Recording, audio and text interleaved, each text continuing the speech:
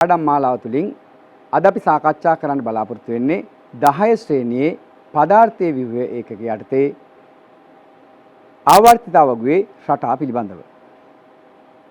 ඒ යටතේ දුවේ පුතේ මින් පෙර වැඩසටහනේ දුවල පුතාලා සාකච්ඡා කළා ආවර්තිතා වගුව පිළිබඳව. ඒ වගේම ආවර්තිතා වගේ රටාවක් කරන ප්‍රථම අයනීකරණ ශක්තිය පිළිබඳව අද දවස තුල අපි සාකච්ඡා කරන්න බලාපොරොත්තු වෙනවා විද්‍යුත් ඍණතාව හා වෙනත් තවත් කරුණු බොහෝමයක්.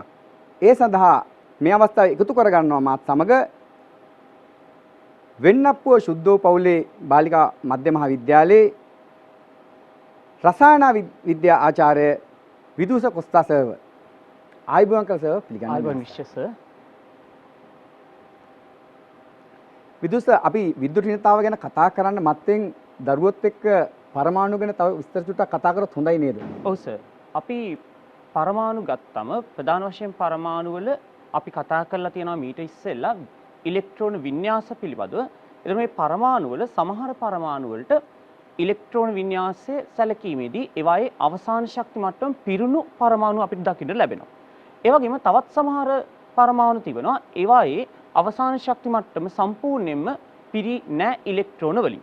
එතකොට මේ පරමාණු වල අවසාන ශක්ති මට්ටම පිරී නොතිබීම හේතු කොටගෙන සමහර පරමාණු වලට ඉලෙක්ට්‍රෝන පිට කිරීමේ හැකියාව තියෙනවා. ඒ වගේම සමහර පරමාණු වලට ඉලෙක්ට්‍රෝන ලබා ගැනීමේ හැකියාව තියෙනවා. මේ සමහර පරමාණු වල අවසාන ශක්ති මට්ටමේ ඉලෙක්ට්‍රෝන පිරීලා නැති නිසා මේ පරමාණු සිදු කරන්නේ ඒවායේ අවසාන ශක්ති මට්ටමේ තියෙන ඉලෙක්ට්‍රෝන පිට කරලා ඊට ඇතුළත තියෙන ශක්ති මට්ටම සම්පූර්ණ කරගන්නවා. එහෙම නැත්නම් තවත් සමහර පරමාණු ඉලෙක්ට්‍රෝන ලබාගෙන එම පරමාණු වල අවසාන ශක්ති මට්ටම සම්පූර්ණ කරගන්නවා. මේ එක විදිහක්. තවත් ක්‍රමයක් තමයි පරමාණු වලට පුළුවන්කම තියෙනවා ඉලෙක්ට්‍රෝන හවුලේ තබා ගැනීමනොත් මෙන්න මේ අවසාන ශක්ති මට්ටමේ සම්පූර්ණ නොවු ඉලෙක්ට්‍රෝන සංඛ්‍යාව සම්පූර්ණ කර ගැනීමට. එතකොට මේ ඔබ දකින්නේ එහෙම අවසාන ශක්ති මට්ටමේ ඇති ඉලෙක්ට්‍රෝන සංඛ්‍යාව සම්පූර්ණ නොවුණු පරමාණුවක්. මේ තියෙන්නේ සෝඩියම් පරමාණුවක්. මේ සෝඩියම් පරමාණුවේ අවසාන ශක්ති මට්ටමේ එක ඉලෙක්ට්‍රෝනයක් පමණයි තියෙන්නේ. එම නිසා මේ සෝඩියම් පරමාණුව එම අවසාන ශක්ති මට්ටමේ තිබෙන තනි ඉලෙක්ට්‍රෝනෙ පිට කරලා වෙනත් අයනයක් බවට පත් වෙනවා. අපි කියනවා එතනදී සෝඩියම් පරමාණුව සෝඩියම් ධන අයනයක් බවට පත් වෙනවා කියලා. එහෙනම් අපිට දකින්න පුළුවන් මෙතනදී පරමාණුවකට ඉලෙක්ට්‍රෝන පිට කරලා ධන අයන සෑදීමේ හැකියාව තියෙනවා. පොදුවේ අපි සලකනවා එහෙනම් ඉලෙක්ට්‍රෝන පිට කරමින් අවසාන ශක්ති මට්ටම සම්පූර්ණ කරගන්නා පරමාණු ධන අයන විදිහට මේ තියෙන්නේ ඒ වගේ දකින්න උදාහරණයක්. ඒ වගේම අපි තවදුරටත් කතා කළොත් මේ තියෙන්නේ තවත් එක පරමාණුවක් ෆ්ලුවරින්. මේ ෆ්ලුවරින් පරමාණුවේ අවසාන ශක්ති මට්ටමේ ඉලෙක්ට්‍රෝන ඔබට දකින්න පුළුවන් 7ක් තියෙනවා. මෙයට අවසාන ශක්ති මට්ටම සම්පූර්ණ කරගන්න තවත් එක් ඉලෙක්ට්‍රෝනයක් පමණක් ලබා ගන්න පුළුවන්.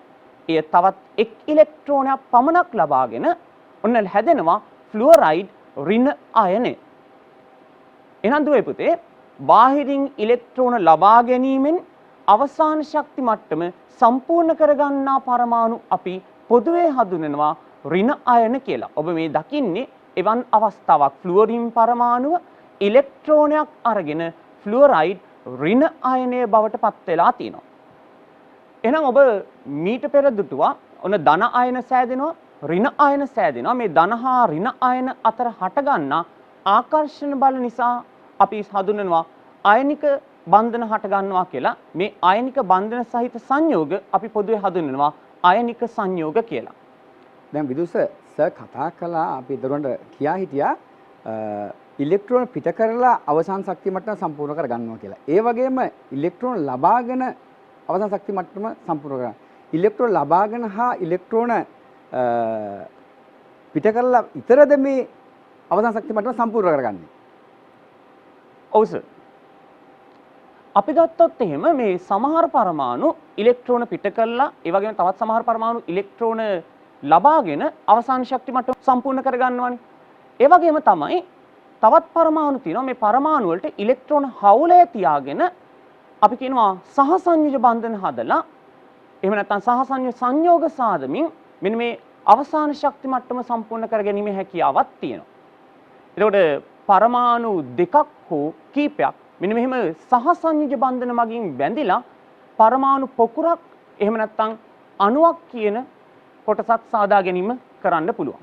දුවේ පුතේ මේ හයිඩ්‍රජන් අණුව තමයි මේ පැහැදිලිව පේන්නේ. මේ තියෙන හයිඩ්‍රජන් පරමාණු දෙක දෙපැත්තේ තියෙන හයිඩ්‍රජන් පරමාණු දෙක ඒ වගේම මේ හයිඩ්‍රජන් බැඳිලා තියෙන බන්ධනය තමයි සුදු පාට ඉරකින් පෙන්වන්නේ. මේ ඉලෙක්ට්‍රෝන දෙකක් හවුලේ තබාගෙන හයිඩ්‍රජන් අණුව සැකසීලා ඇති අන්දම තමයි දුවල පුතාට මේ මම පෙන්වන්නේ. ඒ වගේම මේ තියෙන්නේ HCl අණුව, මේ තියෙන හයිඩ්‍රජන්, මේ තියෙන ක්ලෝරින් පරමාණුව, මේ හයිඩ්‍රජන් සහ ක්ලෝරින් තමයි මේ අණුව සැකසීලා ඇති ආකාරය මේ පෙන්වනවා තියෙන්නේ. සර් කොහොමද මේ බන්ධන සැකසීලා තියෙන්නේ කියලා චුට්ටක් අපිට කිව්වොත් මේ බන්ධනවල ඉලෙක්ට්‍රෝන හවුලේ තබා ගන්න එකම දුරකින්ද එහෙම නැත්නම් සමාන දුරවල් වලින්ද තියෙන්නේ? මට මේක ගැන චුට්ටක් පැහැදිලිව දරුවන්ට. ඔව් සර්. අපි දැන් ඔබට රූප සටහනේ දිස්සෙනවා ඔය හයිඩ්‍රජන් පරමාණු දෙක ඉලෙක්ට්‍රෝන හවුලේ තබාගෙන තිබෙන ආකාරය. මේක ඔබ 10 ශ්‍රේණියේ රසායන විද්‍යා පාඩමක් යටතේ නැවත වතාවක් සාකච්ඡා කරනවා. මෙහිදී හයිඩ්‍රජන් පරමාණු දෙක ඉලෙක්ට්‍රෝන හවුලේ තබාගෙන තමයි බන්ධන සාදාගෙන තියෙන්නේ. ඒ වගේම ඔබට ඔය දකින්න ලැබෙන්නේ හයිඩ්‍රජන් පරමාණුවක් ක්ලෝරින් පරමාණුවක් සමග ඉලෙක්ට්‍රෝන හවුලේ තබාගෙන සිටින ආකාරය. එතකොට මේ පරමාණු අතර ඉලෙක්ට්‍රෝන හවුලේ තබාගෙන සිටිනකොට සමහර පරමාණු වලට පුළුවන්කම තියෙනවා තවත් පරමාණුක ඉලෙක්ට්‍රෝන Taman වෙත ඇද ගැනීමට. එහෙනම් ඔබට බැලුවොත් එහෙම රූප සටහන පේනවා ඇති.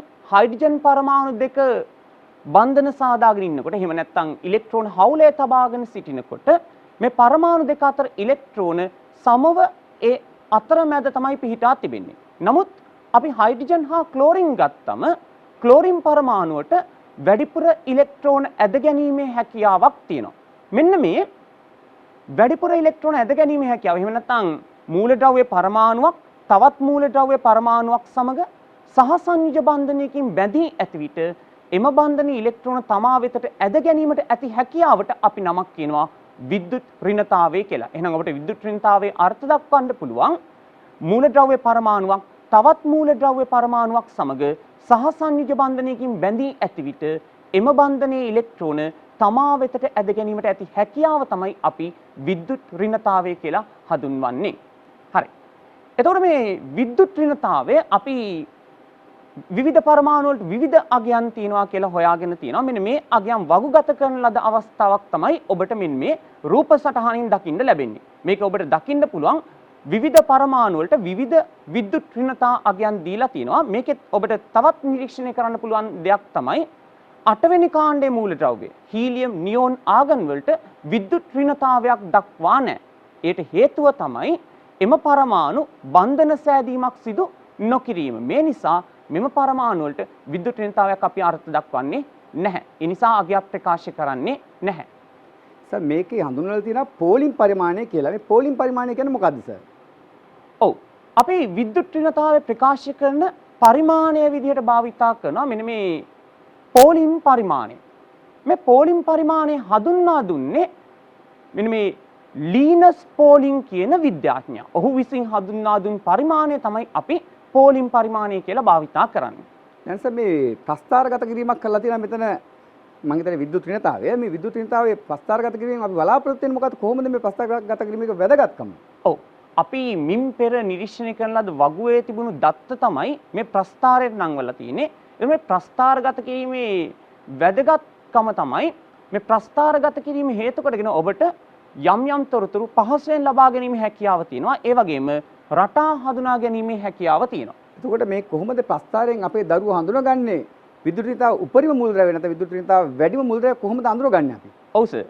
මේ ප්‍රස්ථාරය දිහා ඔබ හොඳින් බැලුවොත් අපි ප්‍රස්ථාරයට අවධානය යොමු කළොත් ප්‍රස්ථාරයේ වැඩිම විද්‍යුත් ඍණතා අගයේ තියෙන මූලද්‍රව්‍ය වෙන්නේ ෆ්ලෝරින් කියන පරමාණුව. ඒ නිසා ෆ්ලෝරින් තමයි විද්‍යුත් ඍණතාව උපරිම මූලද්‍රව්‍ය වෙන්නේ. ඒ වගේම විද්‍යුත් ඍණතාව උපරිම කාණ්ඩයක් අපිට හඳුනා ගන්න පුළුවන් නම් කොහොමද හඳුනගන්නේ? ඔව් සර්. අපි අවධානය යොමු කළොත් නැවතත් ප්‍රස්ථාරයේ දිහාට අපිට දකින්න පුළුවන්කම තියෙනවා අපිට පළවෙනි ආවර්තයේ තියෙන්නේ හයිඩ්‍රජන් කියන මූලද්‍රව්‍යයට පමණයි විද්‍යුත් ඍණතාවයක්. ඒ නිසා අපි දෙවෙනි ආවර්තයට අවධානය යොමු කළොත් දෙවෙනි ආවර්තයේ උපරිම විද්‍යුත් ඍණතාවයේ තිබෙන මූලද්‍රව්‍ය වෙන්නේ මෙන්න මේ ෆ්ලුවරින් කියන මූලද්‍රව්‍යය. දෙවෙනි ආවර්තයේ උපරිම විද්‍යුත් ඍණතාවයේ තියෙන ෆ්ලුවරින් කියන මූලද්‍රව්‍යයට. ඒ වගේම අපි තුන්වෙනි ආවර්තයට යොමු වුණොත් තුන්වෙනි ආවර්තයේ ඉහළම විද්‍යුත් ඍණතාවයේ තියෙන්නේ ක්ලෝරින් කියන මූලද්‍රව්‍යයට.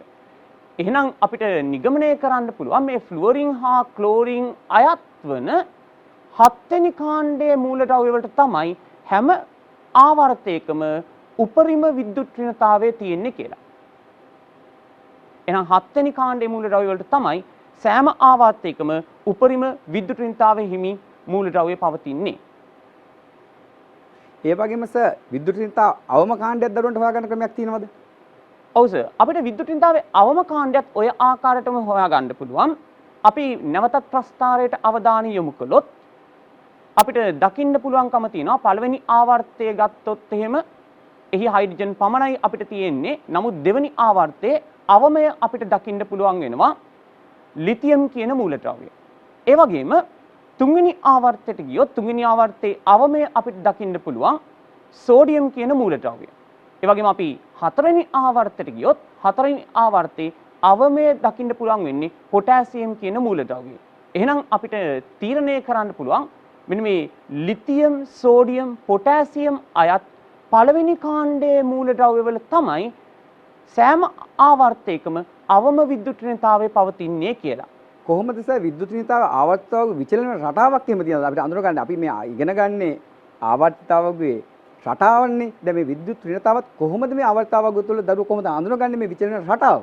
ඔව් සර්. අපිට සාමාන්‍ය පෙළ සිසුන් සඳහා අපි භාවිතා කරන ආවර්තිතාවකගේ එක් එක් මූලද්‍රව්‍ය සඳහා විද්‍යුත් ඍණතාවයන් සැලකුවහොත් එහෙම අපිට දකින්න පුළුවන් කාණ්ඩයක් ඔස්සේ පහළට යනකොට විද්‍යුත් ඍණතාවයන් ක්‍රමක්‍රමයෙන් අඩුවීමක් තියෙනවා කියලා. විශේෂයෙන් අපි ගත්තොත් හයිඩ්‍රජන් වල විද්‍යුත් ඍණතාවයේ 2.1යි, ලිතියම් වල 1.0යි, සෝඩියම් වල 0.9යි, පොටෑසියම් වල 0.8යි.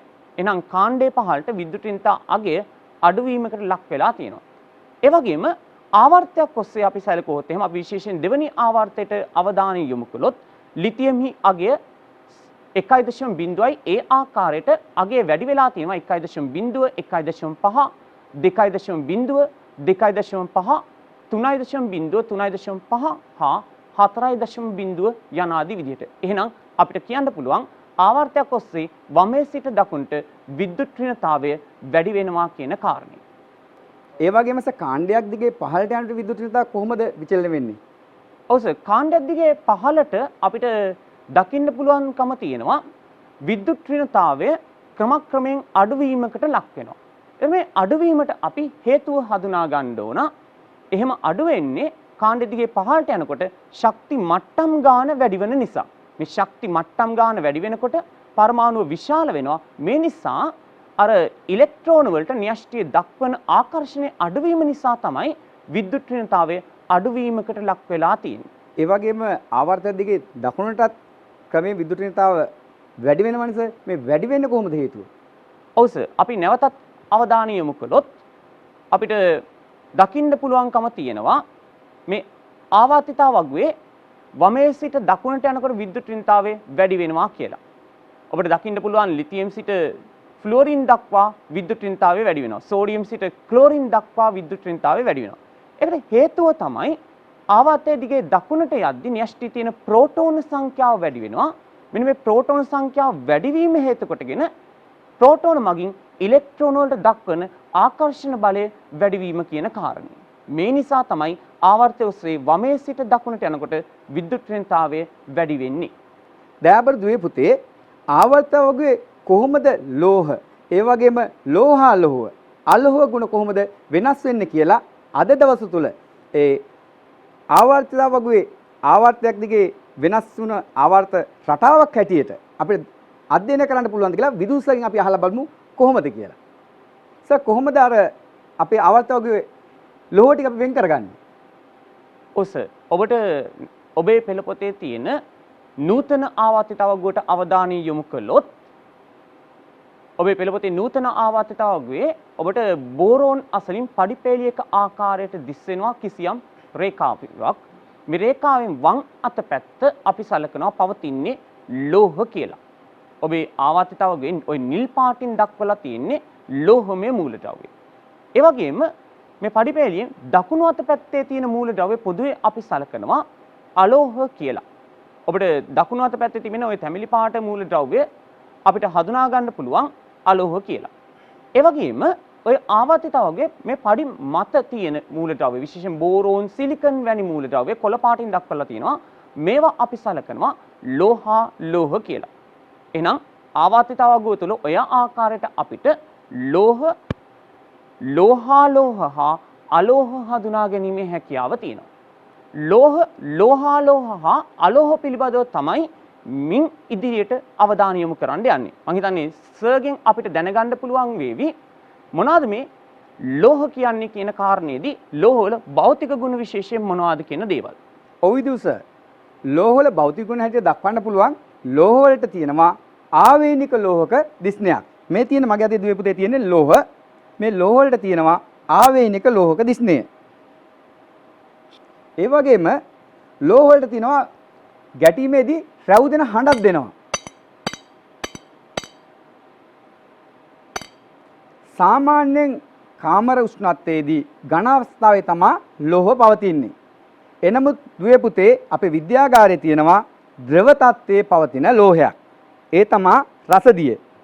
මම දුවල පුතාලට පෙන්නනවා රසදිය ටිකක් වත් කරලා රසදිය වල ස්වභාවය. දියරක් වගේ තමයි දුවේ පුතේ මේ රසදිය තියෙන්නේ. ඒක කාමර උෂ්ණත්වයේදී ද්‍රවාංකයේ පහත් අගයක් ගන්න නිසා තමයි ද්‍රවයක් ලෙස මේ රසදිය තියෙන්නේ. මම නැවතත් බෝතලයට වත් කරනවා රසදිය. රසදිය කියන්නේ විස ද්‍රව්‍යයක්. ඒ නිසා අපි අතේ ගා ගන්න හොඳ නෑ දුවේ පුතේ. ඒ වගේ මැග්නීසියම් ලෝහය අපි ගත්තොත් මේ මැග්නීසියම් ලෝහය අපිට පෙන්වන්න පුළුවන් විද්‍යාගාරයේ දුවේ පුතේ තියෙනවා. මෙයත් ඝන අවස්ථාවේ තමයි තියෙන්නේ.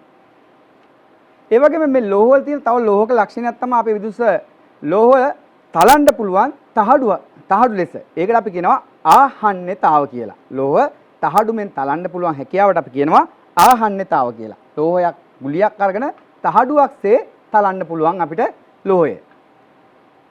ඒ වගේම ලෝහ වල තියෙන තවත් ගුණයක් තමයි තන්නතාව. මේ කම්බිසේ අදින්න පුළුවන් වෙලා තියෙනවා ලෝහ. ඒ ලෝහ වල ඒ හැකියාව නිසා තමයි මේ තත් වයන්න පුළුවන් වෙලා තියෙන ශබ්ද නගන්න පුළුවන් වෙලා තියෙන්නේ අපිට මේ හේතුව නිසා.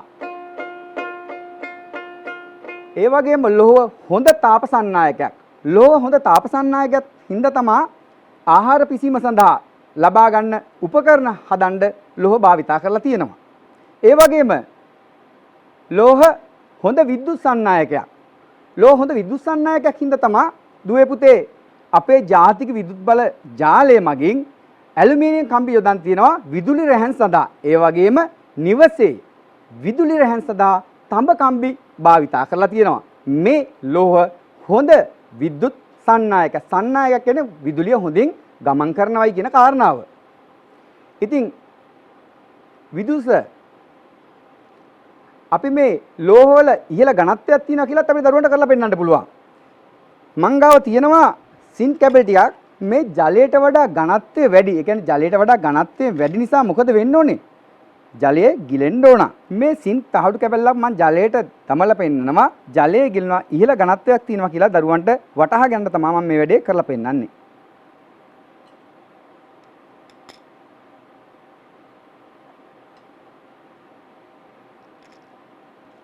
එහෙනම් විදුස මම ලෝහ වල භෞතික ගුණ සාකච්ඡා කළා.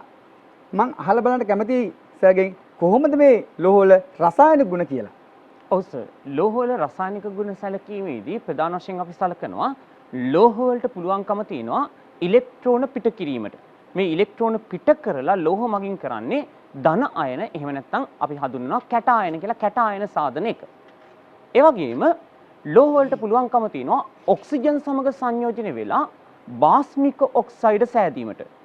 ලෝහ ඔක්සිජන් සමග සාදන්නේ බාස්මික ඔක්සයිඩ්. මෙන්න මේ බාස්මික ඔක්සයිඩ් ජලයේ දිය වුණාම අපිට ලැබෙනවා බාස්මික ද්‍රාවණ. ඔබට මතක තියෙන්න ඕන ලෝහ මගින් සාදන්නේ බාස්මික ඔක්සයිඩ්.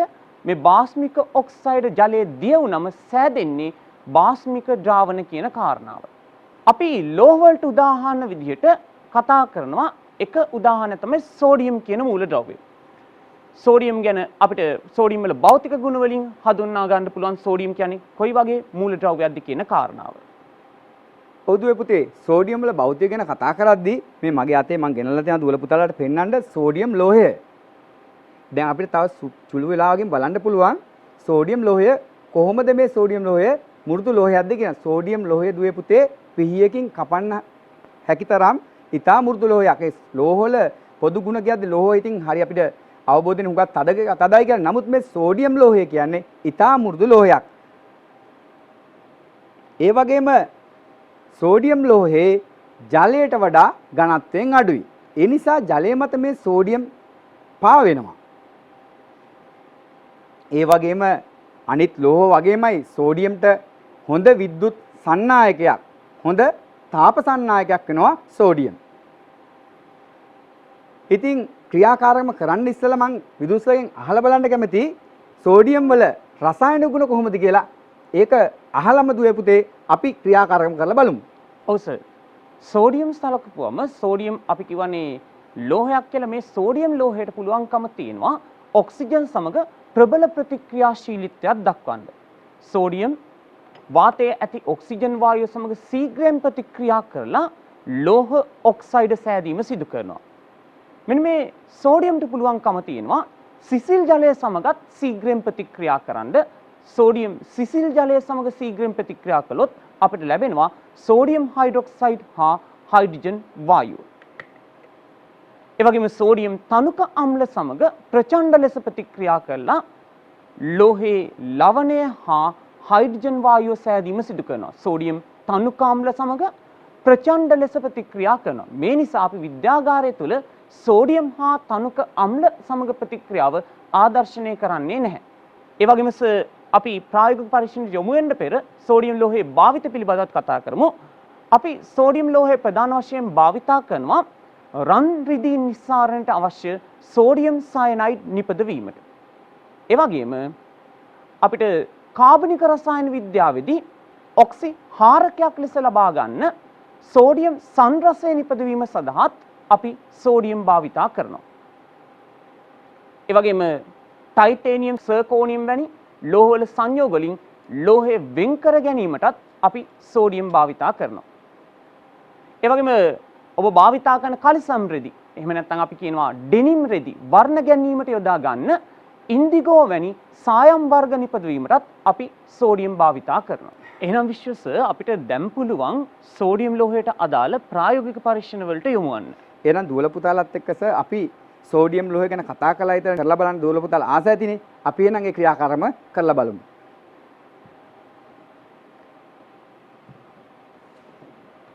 මේ තියෙන්නේ අපේ විද්‍යාගාරයේ දුවේ පුතේ සෝඩියම් ගබඩා කරලා තියෙන්නේ ද්‍රව පැරපින් තුල. ඒ කියන්නේ සෝඩියම් ලෝහය විදුලිස කිව්වා වගේ දුවේ පුතේ ඊටා ප්‍රතික්‍රියාශීලී ලෝහයක්. ඒ නිසා වාතය සමග ගැටුනොත් එහෙම ඊටා ඉක්මනින් ප්‍රචණ්ඩ ප්‍රතික්‍රියා කළා සෝඩියම් ලෝහය අපිට ක්‍රියාකාරකම් සඳහා දායක කරගන්න හම්බෙන්නේ නැහැ. සෝඩියම් ඔක්සිජන් සමග ගැටලා වෙනස් සංයෝගයක් තමයි සෑදෙන්නේ. ඒ කියන්නේ සෝඩියම් ඔක්සයිඩ්. නිසා අපි ද්‍රව පැරපින් තුල තමයි විද්‍යාගාරයේ ගබඩා කරලා තියෙන්නේ. ඉතින් බොහොම පරිස්සමෙන් තමයි මම මේ සෝඩියම් කැලලත් අරගන්න යන්නේ.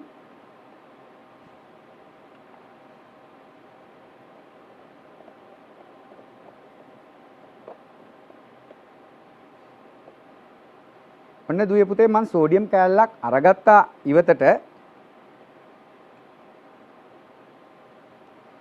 සෝඩියම් කැලල අඬුව භාවිතා කරලා අල්ලගෙන පීතලයකින් අපිට කපන්න පුළුවන් ඒ තරම් මෘදු ලෝහයක්. සාමාන්‍ය යකඩයක් පුතේ පීයකින් කපන්න බෑනේ. හැබැයි මේ සෝඩියම් කියන ලෝහය අපිට කපන්න පුළුවන්. ඕම් මං කපන්න සූදානම්.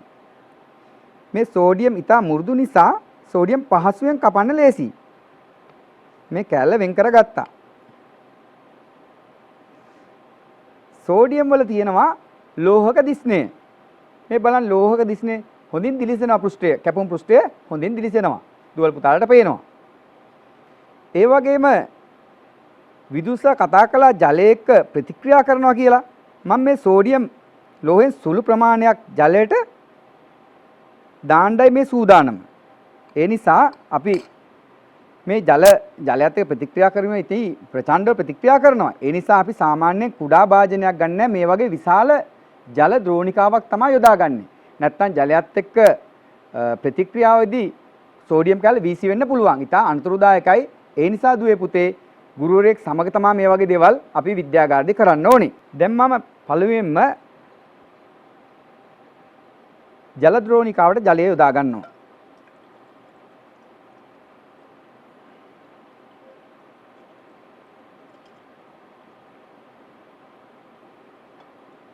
දුවල පුතාලට මතකද මේ ජලය එක්ක ප්‍රතික්‍රියා කරලා හැදෙන සංයෝගයේ භාෂ්මිකයි කියලා විදුෂ්‍ය කිව්වා වගේ මට මතකයි.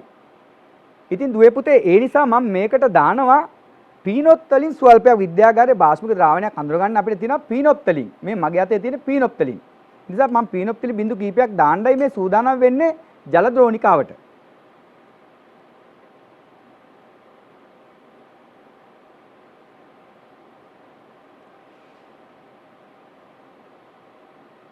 දුවේ පුතේ සෝඩියම් සඳහා අපි ජලයක ඉතා ප්‍රචණ්ඩව සෝඩියම් ප්‍රතික්‍රියා කරනවා. ඒ නිසා සෝඩියම් අපි යොදාගන්නේ ඉතා පුංචි ප්‍රමාණයක්. ඉතින් ජල භාජනයේට අපි පීනොප්තිලින් දාන පීනොප්තිලින් වල වර්ණය ආම්ලික මාධ්‍යයේදී අවර්ණයි. ඒ වගේම උදාසීන මාධ්‍යයේදීත් ජලයේදීත් අවර්ණයි. හැබැයි භාෂ්මික මාධ්‍යයේදී එයා රතු රෝස පාටට හැරෙනවා. අපි බලමු සෝඩියම් කැබැල්ල ජලයට දාලා.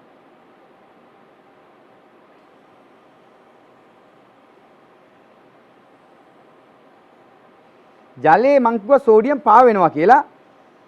ජලයේ සෝඩියම් පාවෙන කියන්නේ ජලයට වඩා ඝනත්වයෙන් අඩුයි කියලා.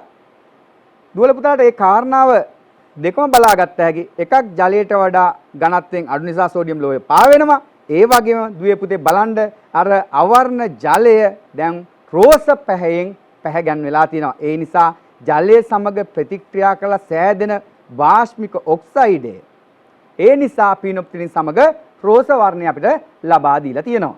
දුවල පුතාට ඉතාමත් හොඳින් පැහැදිලි වෙන්නේ නැති කියලා මම හිතනවා මේ ක්‍රියාකාරකම දිහා බලපුවාම. මම දැන් ඊළඟ ක්‍රියාකාරකමට සූදානම්. ඒ තමයි දුවල පුතාලට මතක ඇති මම කිව්වා සෝඩියම් හොඳ විද්‍යුත් සන්නායකයක් කියලා. ඒ නිසා දැන් සෝඩියම් වල විද්‍යුත් සන්නායකකම තමයි ඒ හැකියාව තමයි මම බලන්න සූදානම් වෙන්නේ. ඒ සඳහා මම පුංචි පරිපථයක් සකස් කරන් ආවා. දුවේ පුතේ මම සූදානම් හොඳ විද්‍යුත් සන්නායකයක් කියලා සෝඩියම් ලෝහය පෙන්වන්න. මම මේ සෝඩියම් කෑල්ල ගබඩා කරලා තියාගත්තේ ද්‍රව පැරපින් තුල. මම මේ පරීක්ෂණය සඳහා ද්‍රව පැරපින් යොදාගෙනම ක්‍රියාකාරකම වාතය සමග ගැටිච්ච ගමන් සෝඩියම් ලෝහය මොකද පුතේ ප්‍රතික්‍රියා කරනවනේ. ඒ නිසා සෝඩියම් ලෝහය විවෘත පරිසරයේ වැඩි තියාගන්න හොඳ නැහැ. මං කිඹුල් කට්ටක් සම්බන්ධ කරනවා එක ඇල්පනිත්තකට.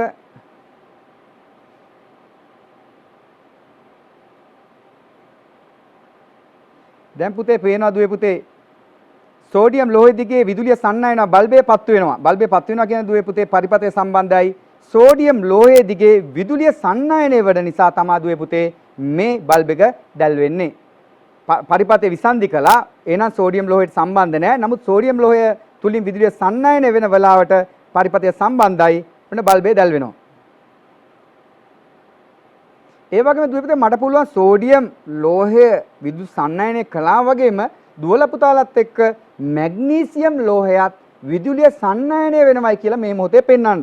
ඊට මත්තෙන් මේ සෝඩියම් කෑල්ල නැවත ද්‍රව පැරපින් තුල ගබඩා කරන්න වෙනවා. විවෘතව මේක තිබ්බොත් මෙතන සෝඩියම් කෑල්ල ප්‍රතික්‍රියා කරනවා වාතේ. ඒ නිසා මම මේක ඉක්මනින් ඉවත් කරගන්නවා. මොකද ද්‍රව පැරපින් තුල තමයි අපි සෝඩියම් ගබඩා කරලා තියාගන්න අවශ්‍ය වෙන්නේ. දැන් දුවේ පුතේ සෝඩියම් වල විදුලි සන්නායකතාව මම පෙන්නුවානේ. ඒ වගේම මට දැන් පෙන්වන්න පුළුවන් පුතාලත් එක්ක මැග්නීසියම් ලෝහය දිගේ විදුලිය සන්නයන වෙනවයි කියලා. මේ මැග්නීසියම් පටි කැබල්ලක් හොඳින් පිරිසිදු කරගන්න ඕන. මේ මැග්නීසියම් විද්‍යාගාරයේ දුවල පුතාලා දැකලා ඇති විද්‍යාගාරයේ තියෙන්නේ මැග්නීසියම් මේ මගේ අතේ පිරිසිදු කරගත් මැග්නීසියම් කැබල්ල විදියට නෙමෙයි. වැලිකඩ දාසි කැබල්ලක් අරන් හොඳින් පිරිසිදු කරගෙන තමයි මේ මැග්නීසියම් පටි කැබල්ල මගේ අතේ තියෙන්නේ. නමුත් මේ මැග්නීසියම් විද්‍යාගාරයේ ගබඩා කරලා තියෙන්නේ ලෝහයට ආවරණ ආලපයක් කරලා. නැත්තම් මැග්නීසියනුත් ප්‍රතික්‍රියාශීලීත්වය අධිකයිනේ. සෝඩියම් තරම්ම නැති වුණාට හොඳින් වාතය සමග ගැටලා ප්‍රතික්‍රියා කරනවා. ඒ නිසා විද්‍යාගාරේ ගබඩා කරලා තියෙන්නේ තීන්ත ආලේප කරලා. එහෙනම් අපි බලමු විදුලිය සන්නයනය කරනවාද කියලා. දුවල පුතාලා අර රෝලෙන් ගත්තොත් නම් විදුලිය සන්නයනය කරන්නේ නැහැ. මොකද තීන්ත ආලේප කරලා තියෙනවනේ. ඒ නිසා අපි ගන්නවා නම් හොඳින් පිරිසුදු කරගෙන විදුලිය සන්නයනය කරනවාද කියලා තමයි බලන්න වෙන්නේ. ඔව් දුවේ පුතේ මේ බලන්න. විද්‍යුත් බල්බය දැල් වෙනවා.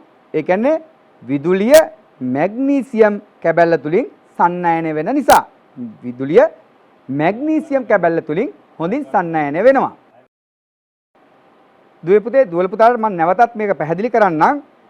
පරිපතේ විසන්ධි කරලායි තියෙන්නේ. බල්බය දැල් වෙන්නේ මැග්නීසියම් කැබැල්ල තුලින් විදුලිය සන්නයනය වෙනවා නම් පරිපතේ බල්බය දැල් වෙන්න ඕන. ඔන්න මම කිඹුල් කට්ට සම්බන්ධ කරනවා මැග්නීසියම් කැබැල්ල සමග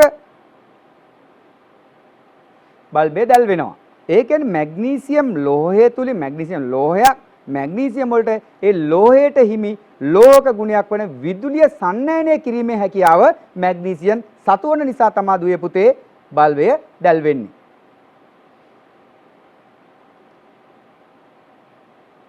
ඒ වගේම මැග්නීසියම් පටියක් දුවල පුතාලට වාතයේ දහනය කරලා පෙන්වන්නත් මට පුළුවන්. ඒ සඳහා අපි යොදා ගන්නවා වයින් ස්පෘතු ලාම්පුවක්. අපිට පුළුවන් වයින් ස්පෘතු ලාම්පුවෙන් මැග්නීසියම් දහනය කරලා පෙන්වන්න. මේ ක්‍රියාකාරකම් වල රසායනික ගුණ සියල්ල අපේ විදුසර් දුවල පුතාලට පැහැදිලි කරනවා.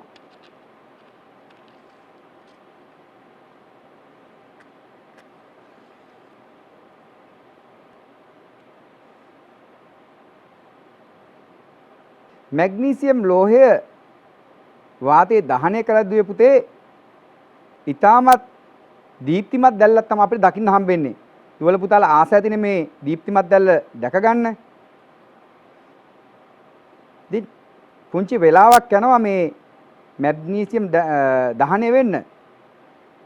විදුස අපිට උදව් කරන්න බැයිද මේ සම්බන්ධ?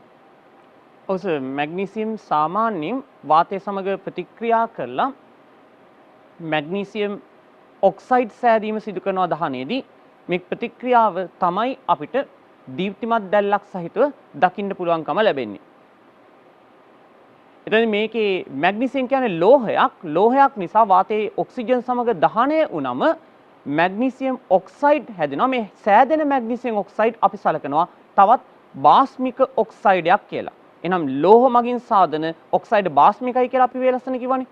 එහෙනම් මේ මැග්නීසියම් ඔක්සයිඩ් උත් බාස්මික ඔක්සයිඩයක්. දැන් ඔබට දකින්න පුළුවන් වෙවි මේ සුදු දීප්තිමත් පැහැයෙන් මැග්නීසියම් පටිය දහනය වෙනවා. මේ දහනය විලා අවසානයේදී ඔබට දකින්න පුළුවන් මේ සුදු කුඩක් ඉතුරු වෙනවා. මේ සුදු කුඩ තමයි මැග්නීසියම් ඔක්සයිඩ් විදිහට අපි සලකන්නේ.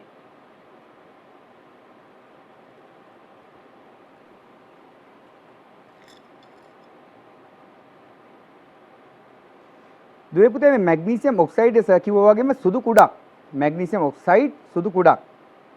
මේ මැග්නීසියම් ඔක්සයිඩ් සුදු කුඩ මම පෙට්ටි 30ට තියාගත්තා. ඒ මැග්නීසියම් වල රසායනික ගුණ කළාට පස්සේ අපි ඉතුරු ක්‍රියාකාරකම් ටික කරමු. ඒ සඳහා දැන් මම මැග්නීසියම් වල භෞතික ගුණ සහ රසායනික ගුණ දුවල පුතාලත් එක්ක කතා කරන්නයි මේ සූදානම්. දුවේ පුතේ මැග්නීසියම් වල භෞතික ගුණ හැටියට මම වේල පහත් කිව්වා. මැග්නීසියම් විද්‍යාගාරේ ගබඩා කරලා තියෙන්නේ රෝල් වශයෙන්. දැන් මැග්නීසියම් වල භෞතික ගුණ දුවේ පුතේ අපි සාකච්ඡා කරමු. මැග්නීසියම් ලෝහයේ ඝනත්වය වැඩි, ජලයට වඩා ඝනත්වය වැඩි. මට දැන් ඒක කරලා පෙන්වන්න පුළුවන් දුවල පුතාලට. ඒ සඳහා මම කැකෑරුන් නලියකට ජලය දමලා මැග්නීසියම් පුංචි කැබැල්ලක් ඒකට දාලා පෙන්නනවා.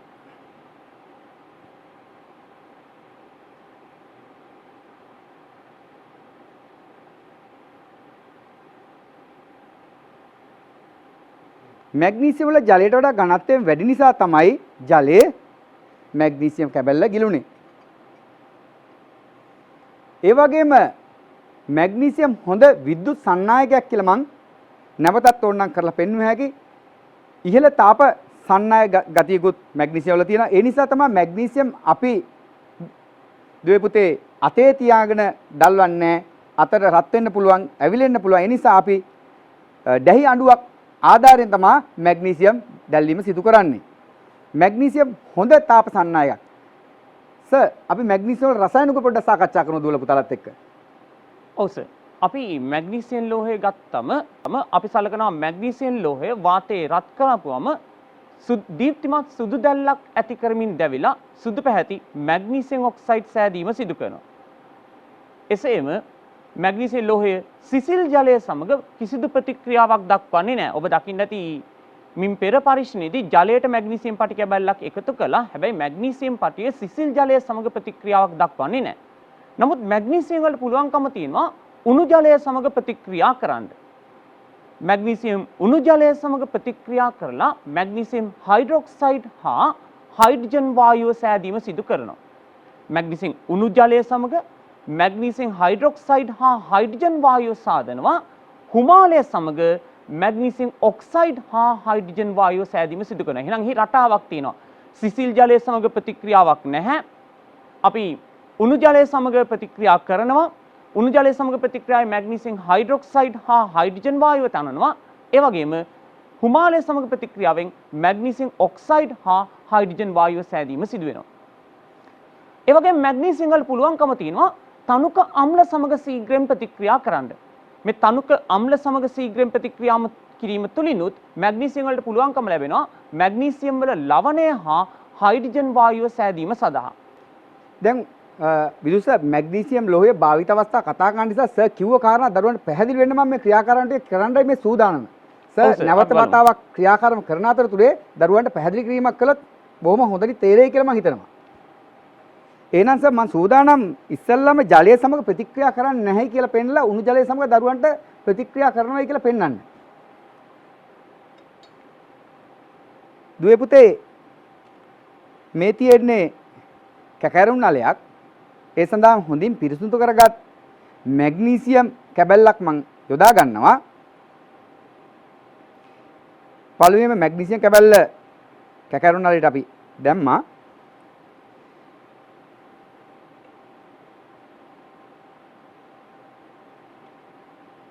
මෙන්න දයාපුර දුවේ පුතේ ජලය දාලා තියෙනවා. ඊළඟ කැකරුම් නලයටත් මම මැග්නීසියම් ඒ සමාන කෑල්ලක් යොදා ගන්නවා. ඒකටත් මම ජලය එක් කරනවා.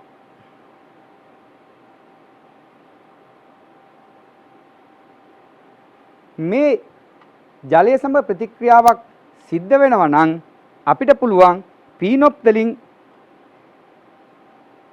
ඇල් ජලය සමග ප්‍රතික්‍රියාවක් වෙනවා නම් මෙතන මැග්නීසියම් හයිඩ්‍රොක්සයිඩ් සෑදීම නිසා රෝස පාටක් අපිට බලා ගන්න පුළුවන් වෙනවා.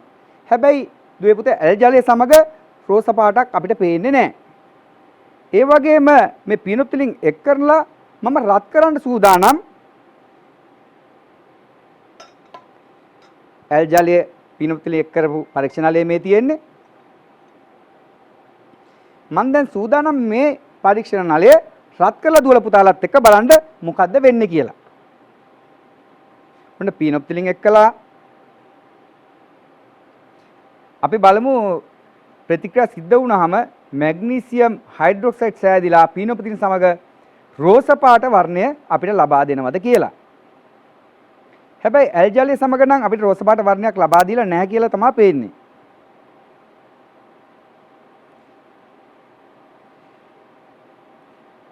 දැන් සුළු රෝස පාටක් වේගෙන එනවා. මැග්නීසියම් සාමාන්‍යයෙන් ඇල් ජලය සමග ප්‍රතික්‍රියා නොකලට උණු ජලය සමග හොඳින් ප්‍රතික්‍රියා කරනවා. ජලය සාමාන්‍යයෙන් සෙල්සියස් අංශක 100කට 80කටවත් රත් වුණොත් තමයි මේ ප්‍රතික්‍රියාව ඉතා හොඳින් සිද්ධ වෙන්නේ.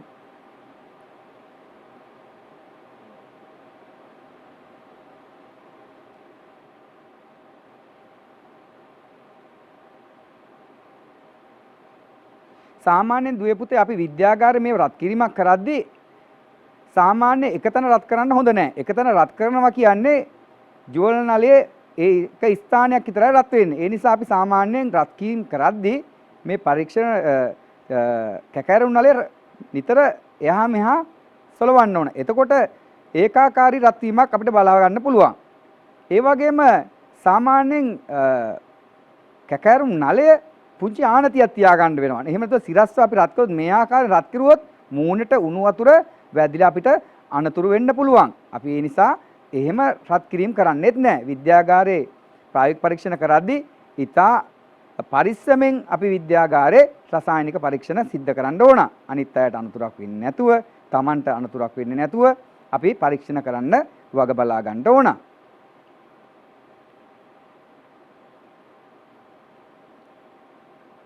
දැන් නම් ලා රෝස පැහැයක් නම් දැන් ඇවිල්ලා තියෙනවා. අපිට පුළුවන් වුණා තව දුරටත් පීනොප්තලින් ස්වල්පයක් එක් කරලා මේ මාධ්‍යයේ භාෂ්මිකතාවය කොහොමද කියලා බලා ගන්න. ඔව් සර් අපි රෝස පාට ඇවිල්ලා තියෙනවා. රෝස පාට ඇවිල්ලා තියෙනවා. දකින්න පුළුවන්කම තියෙනවා. එහෙමනම් ඔතන මැග්නීසියම් උණු ජලය සමග ප්‍රතික්‍රියා කිරීමේදී සෑදුණු මැග්නීසියම් හයිඩ්‍රොක්සයිඩ් නිසා තමයි ওই මාධ්‍ය භාෂ්මික වීම සිදු වෙලා තියෙන්නේ. එහෙනම් අපිට පැහැදිලි කරගන්න පුළුවන් මේකෙන් මැග්නීසියම් සිසිල් ජලය සමග ප්‍රතික්‍රියාවක් දක්වන්නේ නැහැ කියන කාරණෙත් නමුත් මැග්නීසියම් උණු ජලය සමග ප්‍රතික්‍රියා කරනවා කියන කාරණෙත්. ඔහොම සර් අපි යොමු වෙමුද මැග්නීසියම් අම්ල සමග ප්‍රතික්‍රියාවට. හරි. අපිට පුළුවන් තනුක අම්ලයක් හැටියට මම ගෙනලා තියෙනවා දුවේ පුතේ මෙතනට තනුක හයිඩ්‍රොක්ලෝරික් අම්ලය. මේ තියෙන තනුක හයිඩ්‍රොක්ලෝරික් අම්ලය. මේ තනුක හයිඩ්‍රොක්ලෝරික් අම්ලය ප්‍රතික්‍රියා කරවන්න සූදානම්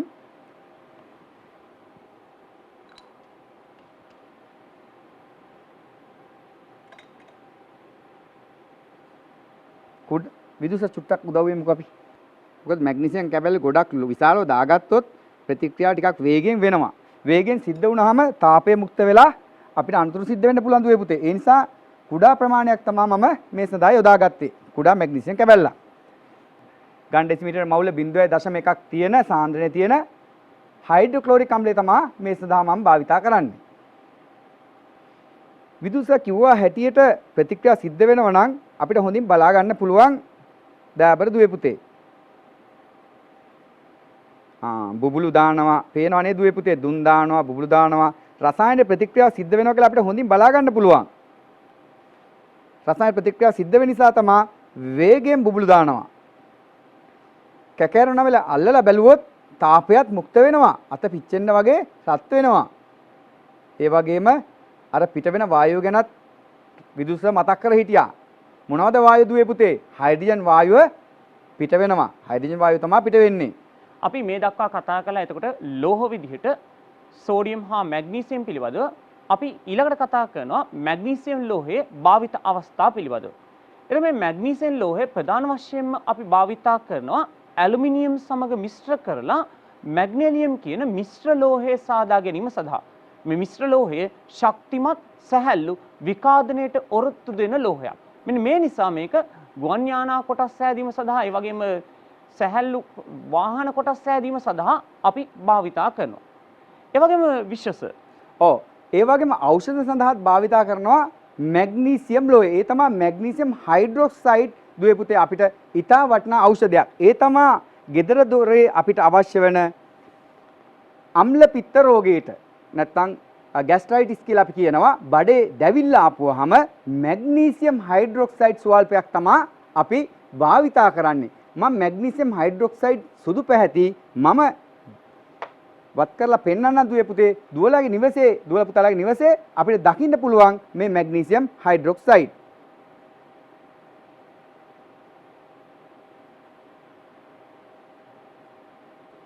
මැග්නීසියම් තවත් වැදගත් වෙනවා විකාදනයේ වැළැක්වීම සඳහා කැපවෙන ලෝහයක් හැටියට දුවේ පුතේ වැදගත් වෙනවා මැග්නීසියම්.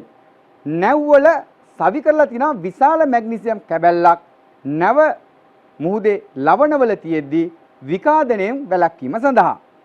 ඒ වගේම දුවේ පුතේ සංඥා කුළුණු වල දුරකථන රූපවාහිනී සංඥා කුළුණු වල ඒ ලෝහයේ විකාදනය වැළැක්වීම සඳහා මැග්නීසියම් ලෝහය සවි කරලා තියෙනවා කැප වෙන ලෝහයකට. මැග්නීසියම් ලෝහය විකාදනය වෙමින් අනෙක් ලෝහය කුළුණ නිෂ්පාදනය කරලා තියෙන ලෝහය ආරක්ෂා වීමේ කාර්යය සිද්ධ කරනවා. ඔව් සර්. එහෙමනම් අපි දැන් අද දවසේ කතා කළා ප්‍රධාන වශයෙන්ම ආරම්භයේදී ආවර්තිතාවගේ රටා පිළිබඳව. රටා වලින් අපි කතා කළා විද්‍යුත් ඍණතාවය පිළිබඳ අද දවසේදී. ඒ වගේම අද දවසේදී අපි කතා කළා ලෝහ පිළිබඳව. විශේෂයෙන් ලෝහ, අලෝහ හා ලෝහාලෝහ හඳුනාගන්නේ කොහොමද කියන කාරණාව පිළිබඳවත්. එතෙන්දී ප්‍රධාන වශයෙන් අපි ලෝහ වලින් අවධානය යොමු කළා සෝඩියම් හා මැග්නීසියම් කියන ලෝහ පිළිබඳවත්. එතකොට ඊට අමතරව අපිට අද දවසේදී සෝඩියම් හා මැග්නීසියම් වලට අමතරව තවත් උදාහරණ පෙන්නවා. ඒ තමයි සිංක් කියලා ලෝහ අපිට හම්බුණා, ටින් ලෝහයක් විදිහට හම්බුණා. මේ ආකාරයට අපිට ලෝහ සඳහා විවිධ උදාහරණ දක්වන්නත් පුළුවන්. දුවේ පුතේ. අපි එහෙමනම් අද දවසේ ලෝහ පිළිබඳ සාකච්ඡාව මෙතනින් නිමා කරනවා. විශ්වස ඔව්. තවත් රසබර රසායන විද්‍යාව වැඩසටහනකින් යලිත් හමු වන බලාපොරොත්තු වෙමින් ආයුබෝවන් කියනවා. ආයුබෝවන්.